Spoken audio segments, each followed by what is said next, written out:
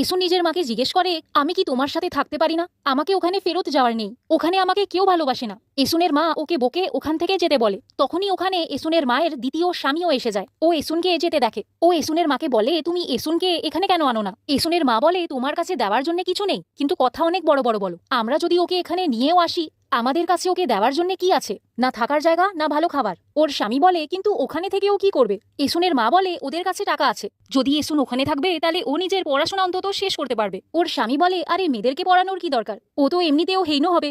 এখন এই কথাটা শুনে এসুনের মা ওর স্বামীর ওপর চিল্লিয়ে পড়ে। ও বলে, তুমি নিজের বাচ্চাকে বানাবে হেইনো? ও বলে যে ও এসুনকে কখনো হেইনো বানাবে না, আর না ওকে এই ঘরে নিজের সাথে রাখবে, কারণ এই ঘরে ও শুধু একটা কাজের লোক হয়ে রয়ে যাবে। তারপর এসুনের মা এসুনের লেখা কবিতা পড়ে। সিন আসে এসুনের দিদার ঘরে। এসুনের কাকু গুয়ানশিক থেকে শুধু 5টা মাছ কিনছিল, কিন্তু গুয়ানশিক ওকে একটা মাছ বেশি দেয় এসুনের জন্য, কারণ ও জানতো যে এসুনের কাকু ওকে মাছ খেতে দিত না। তখনই ওখানে এসুনের মা আসে অনেকগুলো মাছ